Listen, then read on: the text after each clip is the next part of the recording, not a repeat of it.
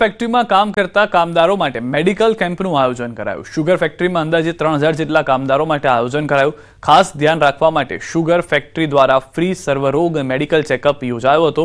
આ મેડિકલ કેમ્પમાં નિષ્ણાત ડોક્ટરો દ્વારા ચકાસણી કરાઈ। અહીં મજૂરી કરતા શ્રમિકો અને શુગર સ્ટાફ અને આજુબાજુના ગામના અનેક લોકોએ કેમ્પમાં ભાગ લીધો હતો। ખાસ અહીં આવતા શ્રમિકોને સિકલ સેલ અને કરમિયાથી પીડાતા રોગવાળા દર્દી વધુ પ્રમાણમાં જોવા મળ્યા હતા। જો કે તમામ રોગોના દર્દીને ફ્રી ચેકઅપ કરી વધુ ગંભીરતાથી લઈને જો દવા જરૂર પડે તો વડોદરા ખાતે ધીરજ હોસ્પિટલમાં વધુ સારવાર માટે મોકલવામાં આવ્યા અને આ તમામ દર્દીઓને મફત સારવાર આપવામાં આવી રહી છે। આજુબાજુના ગામો જે છે ધારીખેડા છે, ગામકુવા છે તેમજ અન્ય ગામોમાંથી જે લોકોને કોઈ પણ તકલીફ હોય તો એ તકલીફ માટે આ કેમ્પનું આયોજન કરેલ છે। જન્ય રોગચાળો અટકાવવા ફૂડ વિભાગની ટીમ એક્શન મોડમાં છે। શહેરના બરફના એકમો પર મનપાના ફૂડ વિભાગ દ્વારા શહેરના 2 આઈસ ફેક્ટરીઓ પર બંધ કરવામાં આવી છે। ફૂલચંદ એન્ડ કંપની અને અશોક આઈસ ફેક્ટરી સામે કાર્યવાહી કરવામાં આવી છે। બરફના સેમ્પલ ટેસ્ટિંગમાં ફેલ જતા કરી છે કાર્યવાહી। આઈસ ફેક્ટરીના સેમ્પલમાં સ્વાસ્થ્ય માટે જોખમી ઈ કોલી બેક્ટેરિયા મળ્યા। બંને ફેક્ટરીઓ પર બરફના ઉત્પાદન અને વેચાણ પર ફૂડ વિભાગે રોક લગાવી છે।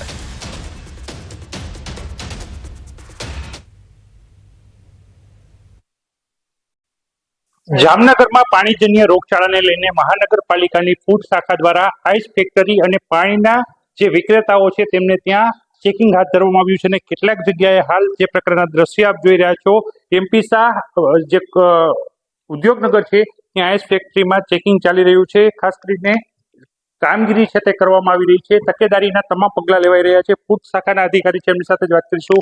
શું કહેશો, કયા પ્રકારની જામનગરમાં કાર્યવાહી અને શું તકેદારી રાખવામાં આવી રહી છે? સંભવિત રોગચાળાને અનુલક્ષીને જામનગર મહાનગરપાલિકાના કમિશનર સાહેબ દ્વારા અમને સૂચના આપવામાં આવેલ હતી। જે અનુસંધાને જે સંભવિત રોગચાળાના વિસ્તારો છે વોર્ડ નંબર 2, 12 ને 6 ને એ પૈકી અમે એ વિસ્તારોમાંથી 20 જેટલા સેમ્પલ કલેક્ટ કરી અને અમારી પબ્લિક હેલ્થ લેબોરેટરીમાં તપાસ અર્થે મોકલેલા।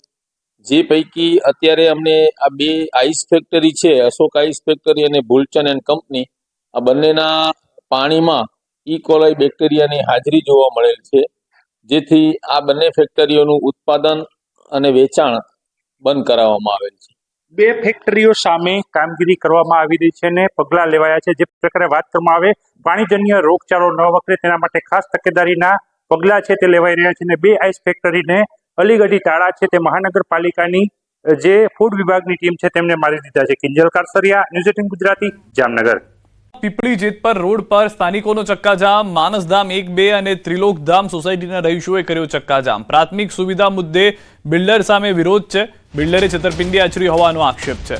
બિલ્ડર વિરુદ્ધ પોલીસ કોઈ કાર્યવાહી ન કરતી હોવાના આક્ષેપ સાથે સોસાયટીના લોકોએ રસ્તો બંધ કરી ચક્કાજામ કર્યો। જોકે પોલીસે કાર્યવાહીની ખાતરી આપતા ચક્કાજામ હટાવાયો હતો।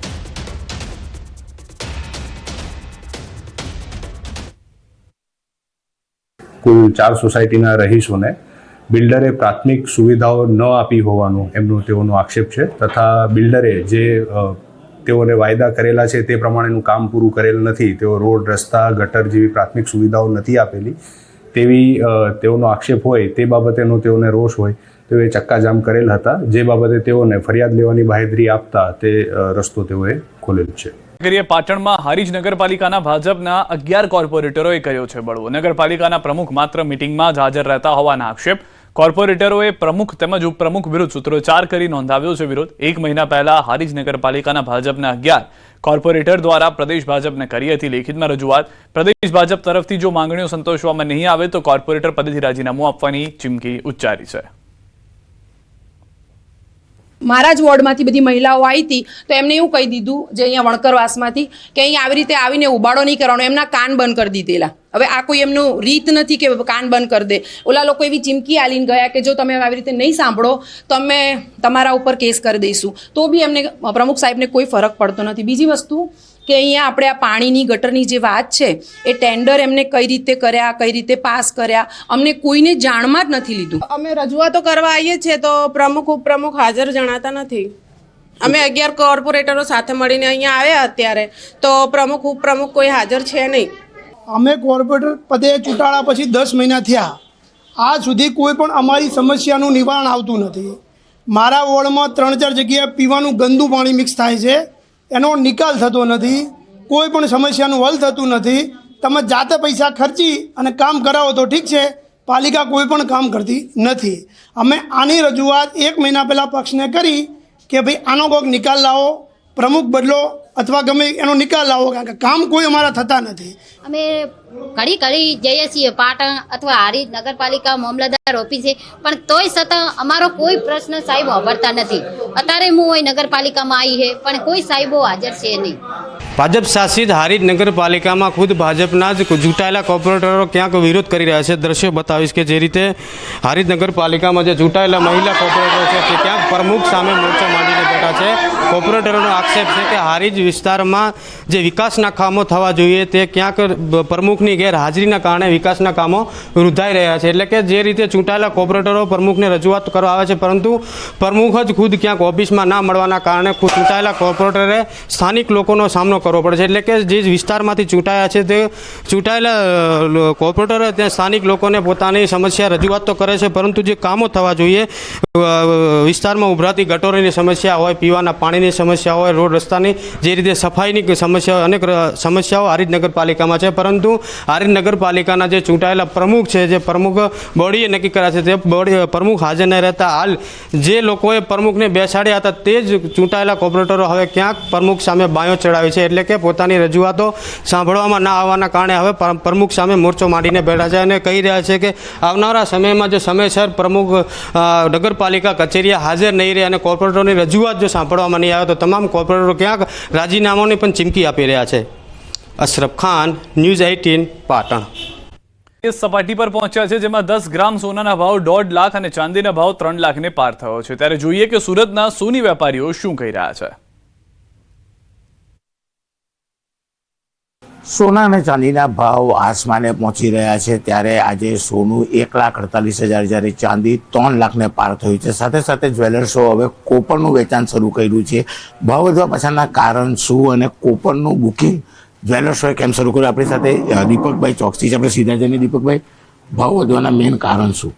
ઓવરઓલ જોવા જાય તો અત્યારે ઇન્ડસ્ટ્રીયલ ડિમાન્ડ જે સિલ્વરની છે એમાં ખૂબ મોટો પાયે ઉછાળો આવ્યો છે. ટ્રમ્પ સરકારની નીતિઓમાં જે ફેરફારો છે એના હિસાબે પણ ભાવ વધી રહેલા છે અને સોના અને ચાંદીના બંનેમાં કન્ટિન્યુઅસ વધતા ભાવની વચ્ચે અમને લોકોને એવું લાગે છે કે પૂરા વર્લ્ડમાં બધા લોકોએ જ્યારે ઇન્વેસ્ટમેન્ટનો જરિયો કઈ રીતના ઇન્વેસ્ટમેન્ટ કરીએ તો જેમાં વધારે ભવિષ્યમાં રિવોર્ડ મળશે, વળતર મળશે, તેમાં લોકોનો એક ધારણા એવી બેઠેલી છે કે સોના અને ચાંદીમાં કરેલું ઇન્વેસ્ટમેન્ટ ભવિષ્યમાં પણ ખૂબ સારું વળતર આપશે.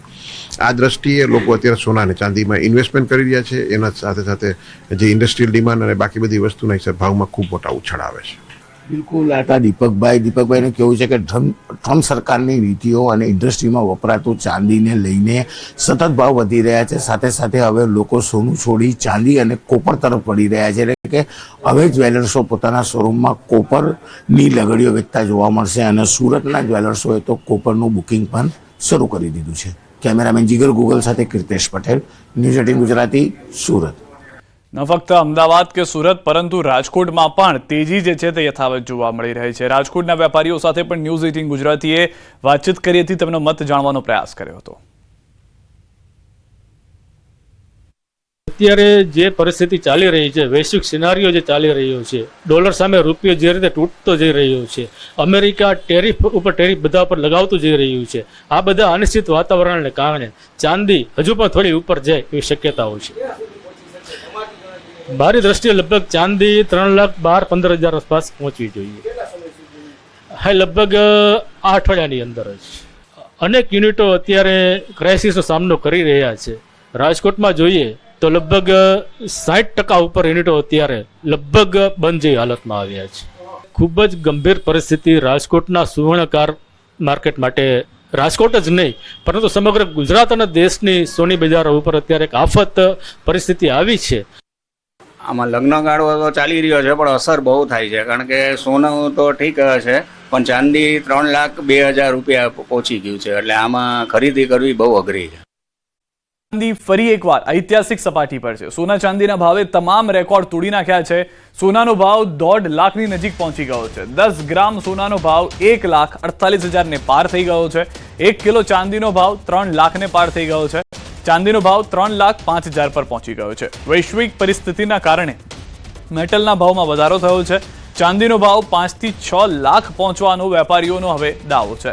9, 14 અને 18 કેરેટના દાગીનાની માંગમાં વધારો થઈ ગયો છે, કારણ કે 24 કેરેટ, 22 કેરેટ હવે પોસાય તેમ નથી રહ્યું, જેના કારણે સોનાના કેરેટ ઘટાડવામાં આવી રહ્યા છે.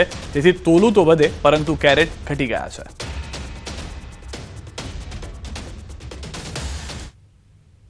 ફરી એક વખત સોના ચાંદીએ પોતાનો જ રેકોર્ડ તોડીને આગળ વધી રહ્યો છે અને ઐતિહાસિક સપાટી ઉપર સોનું અને ચાંદી હાલે પહોંચી ગયું છે. ત્યારે ખરેખર તેને લઈને માર્કેટમાં શું સ્થિતિ છે, માર્કેટ આ સોના ચાંદીના જે ભાવ છે તે કઈ જોઈ રહ્યું છે, વાતનો પ્રયાસ કરશું સોના ચાંદીના વેપારી કાલ્પનિક ચોકસી પાસે. કાલ્પનિકભાઈ, સોના ચાંદીએ પોતાના જ રેકોર્ડ પર રેકોર્ડ તોડી રહ્યો છે અને ફરી વખત સોનું અને ચાંદી છે તે આ સપાટી પર પહોંચી ગયું છે, ઐતિહાસિક સપાટી ઉપર છે. શું અસર જોવા મળ્યું છે કે પાછળનું કારણ શું છે કે જે આ ભાવ છે તે આટલો હાઈપ સુધી પહોંચી ગયો છે?